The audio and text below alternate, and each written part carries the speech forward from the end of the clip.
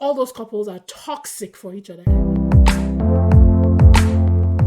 Hi, people. Today we are talking about Deep Fake Love, which is a Spanish, I guess, love show, and it's streaming on Netflix. If you've seen Love Never Lies, Never Lies, Destination Sardinia, and Poland, it's kind of the same thing. It says five couples put their trust to the test in this steamy reality series where deep fake technology blurs the line of truth and lies in a cash prize game. So the cash prize was 100,000 euros, I believe. It's five couples, they're going to be separated, and new singles are going to be put in the house with each of the halves of the couples putting their relationships to test.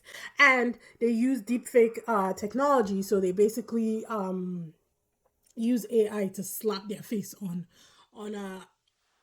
a fake scene. So it might be like kissing, making out. They're basically testing their relationship. And a lot of them, when they first come, they're like, oh, I want to see if this is real. I want to see if we would stand the test of time. And for me, I'm like, is this the best way to test your relationship? Like, it just didn't make sense to me that this would be the best way to test your relationship. But whatever, it gives us entertainment, and that is what we're here for. When this show first came up, I thought it was like Love Never Lies, which I've watched all of them, people. I just didn't review it because I was so fed up with the choices that these people were making, and it was pissing me off every single series or every single season or destination that I watched. So I was just like, no, never again. However, Deepfake Love ended up now being like Love Never Lies, and that was the biggest surprise for me. So Raquel, who is drop dead gorgeous and is the host of this show. I don't know her from anywhere, people. These are all Spanish people. Don't know them from anywhere, but I'm loving the content. She said that the show is not a game of fidelity. So that kind of is foreshadowing in itself, but a game to discover how well you know your partner. So since they'll be showing you scenes of your partner, and your choice is to decide if it is fake or real, it's basically testing how in tune you are, knowing fully well what your partner will and won't do. Not what they can do, but what they will and they won't do.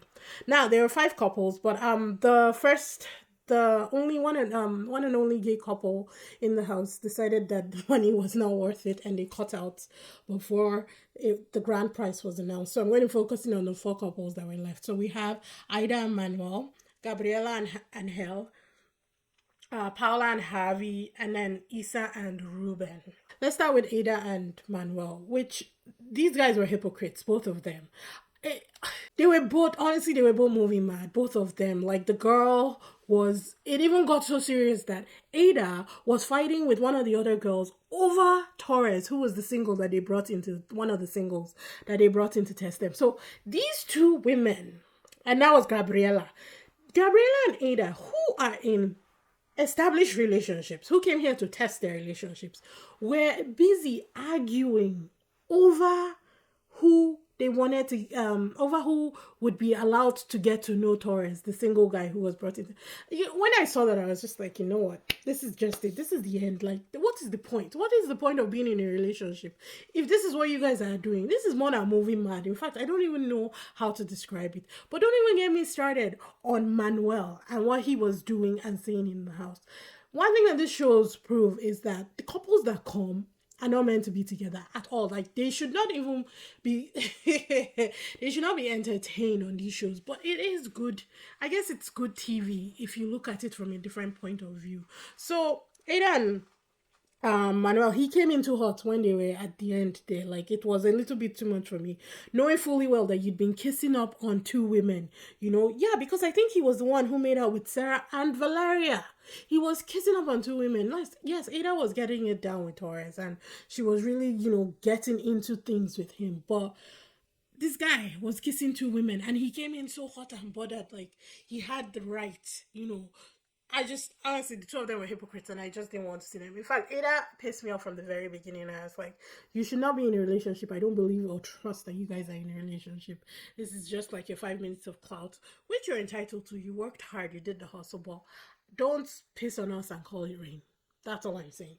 So they both made the right choice of choosing fake love, which meant that their relationship was broken up from there. Now, obviously, it's just for TV. We don't know if they actually break up like in real life, and I wasn't bothered to do that research. Moving on to Gabriella and Hell, who both of them are also hypocrites because Gabriela was the one fighting with Ada for Torres's attention in the house. But Angel was a different kind of beast entirely, if I'm being honest. Like his breed of hypocrite, I don't understand it. Because he came in thinking that he had done nothing wrong. Like in his head, he was in his right to be making out and kissing other women in the other house. And was Gabriela kissing up on other guys? 100%. But the way he did it, and I'm not choosing sides, they're both hypocrites. I dislike both of them. She's gorgeous and I love her hair. She has such a beautiful head of hair, very beautiful woman. In fact, she reminded me of, I don't know, did anybody watch When You Were Mine? It's telenova. Oh, I forget the Spanish name, but it was called When You Were Mine, and about Paloma and Diego. The girl that Diego married, that's who Gabriela reminds me of. I don't know if anybody went with me on that tangent just now, but if you watched it, I think you understand what I'm talking about.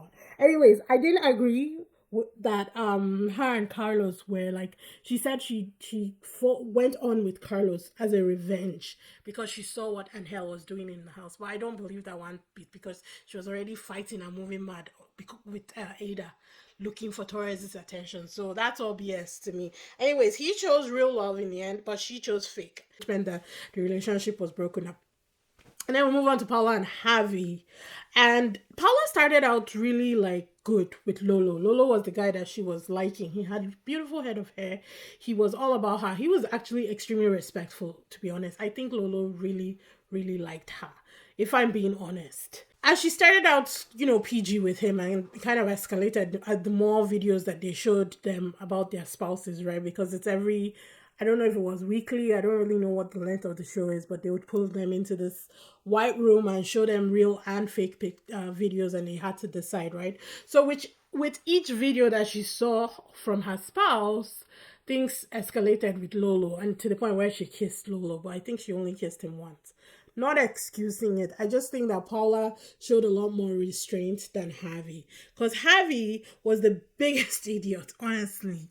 And he was a liar. He came in like denying everything. Even when they showed it on the screen, the real and the fake, he kept denying everything. And I'm like, just stay away from this guy, girl. Like he's no good for you. Not at all.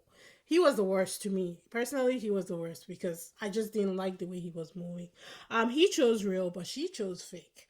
I was shocked when she chose fake, if I'm being honest, because I thought that she was going to choose real and they were going to, ride into the sunset together. But her reasons were so mature and so insightful. She said she didn't know how to love herself without it being all about Harvey. And in order to love him properly, she needed to figure out how to love herself and be on her own. And I was like, bravo. Paula, you did it right. She's also very beautiful, like big brown eyes, like gorgeous. The women on this were actually really beautiful. I didn't expect any less. The ones I've seen so far, they've all been gorgeous. So I was extremely impressed and I loved it for her. Now, again, we don't know how things are on the outside. We never know if they, reconciled or whatever. But based on the show, that's what they showed us. They broke up. And then we move on to our last couple, Issa and Ruben, who were honestly my favorite couple. Her, I like more than him, but I don't mind him. I don't hate him at all. In fact, I think that the things that he was saying throughout the show was because of what he kept on watching, and he couldn't decipher between real and fake anymore, and that was breaking him down. She was faithful to her spouse, and they were the ones who had dated the least. Like they had only been dating 8 months. Everybody else was years, if I'm remembering correctly. So they had only been together 8 months, and theirs was the strongest connection. Honestly, they were my best couple. I think that I cried when they reunited. The way, like, she was so relieved because they showed them this fake video of both of them leaving the houses. So neither of them knew if their spouse would be waiting for them in the white room. And when they met each other, like, I cried. I'm just gonna be honest because I really like her. I love Issa. Anyways, I know that they have issues, 100%, but theirs were not issues that I think as big as the other ones. I think there's with therapy and maybe couples counseling and a lot of communication. These guys are going to be fine. They're going to get married, have kids. Like they're going to be really fine because a lot of the problems between them in the different houses wasn't anything to do with infidelity. It was more mindset and the way they were speaking about their spouses. And it didn't start out that way, but with the more, I think the more fake videos that they saw, the more it wore down on them, and then there was just no filter anymore. But I think honestly, couples counseling and a lot of communication, and they'll be fine. They both chose real, which I was extremely happy about, and I wanted them to win. In the end, three couples ended up winning, so I guess they split the money. They don't really say anything about the money, to be honest. They announce the winners and they just say you guys all won, but they don't say anything about the prize money, you know. And that was like, I was like, that's a bit sketch, but it doesn't really matter at this point. The couple that I wanted won because they were the only ones who lasted and stayed together at the end of it. Everybody else broke up, which is more than I can say for Love Never Lies, because Love Never Lies, all those couples are toxic for each other and they all still go back home together. And I'm like, what was the point of putting yourselves through all this? What was the point of unearthing all this family, like dirty laundry? You know, if nothing is going to change, why would you do that? It just drives me nuts. This show wasn't bad. The ending really did make me appreciate the entire show because I was fully expecting all of them to ride into the sunset together, regardless of their problems. But it didn't end up being like that. So I felt like this one was more rooted in reality and it was more down to earth and it was just real, and I appreciated that. Other than that, honestly, if you want to watch it, it's streaming on Netflix. Feel free to stream all 8 episodes. I believe it is 8. But yeah, I'm loving the reality TV shows, and I don't really talk about them much on my channel. But I think I'm gonna put aside weekends for reality TV shows. So make sure you hit that bell and subscribe so you know when I post new videos. I will see you in the next one. Bye.